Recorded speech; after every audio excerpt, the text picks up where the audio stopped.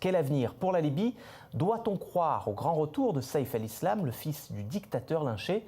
On va poser toutes ces questions ce soir à nos deux invités en duplex depuis Paris. Rumiana Urgachinska, bonsoir à vous.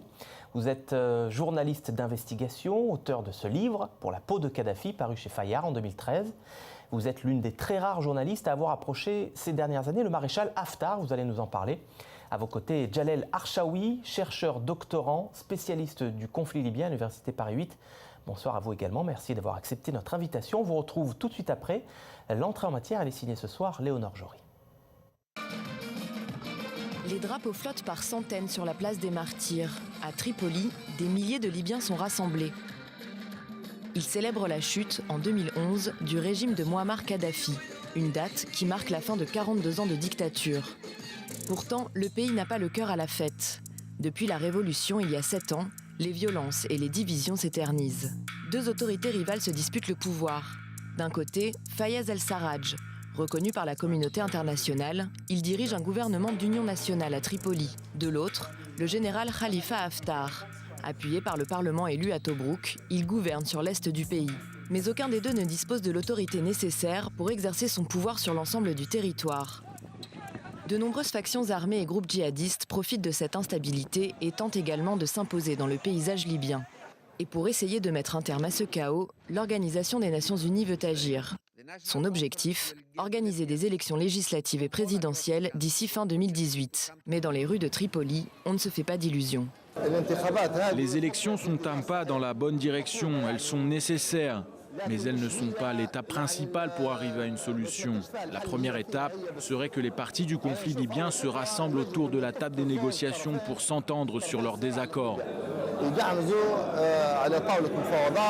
La communauté internationale, elle, s'inquiète de la progression de Daesh et de la porosité des frontières libyennes.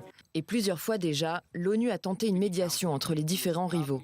17 décembre 2015, sous l'égide de l'ONU et après des mois de négociations, un accord est signé au Maroc. Il prévoit la formation d'un gouvernement d'union nationale pour sortir le pays du chaos.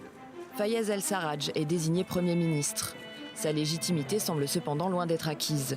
Le général Khalifa Haftar est mis à l'écart. Sans attendre, le Parlement de Tobrouk rejette l'accord. Mais le gouvernement libyen d'union nationale est formé et sa composition soumise au Parlement internationalement reconnu. Le 25 juillet 2017, une rencontre est organisée à Paris entre les deux hommes rivaux. Fayez el-Sarraj et Khalifa Haftar se mettent d'accord sur une feuille de route. Ils s'engagent alors à un cessez-le-feu ouvrant la voie à une réconciliation nationale et à un processus électoral. 6 décembre 2017, une campagne d'inscription électorale est lancée dans tout le pays. En quelques semaines, plus de 2 millions de Libyens se sont inscrits sur les listes. Mais pour l'émissaire de l'ONU en Libye, Rassam Salamé, beaucoup reste à faire avant la tenue de ces élections. Le plus important est d'obtenir l'approbation des résultats de la prochaine élection par toutes les parties avant même l'ouverture des bureaux de vote.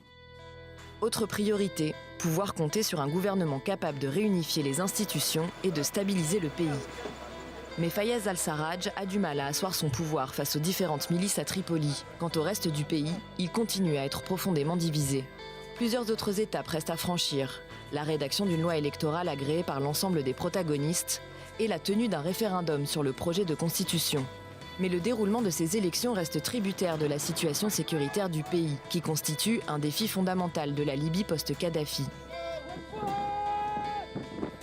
Le territoire libyen, devenu le principal foyer du djihadisme au Maghreb, continue régulièrement d'être secoué par des violences et des attentats, comme ce 24 janvier dernier à Benghazi. Une voiture piégée avait tué plus de 30 personnes devant une mosquée.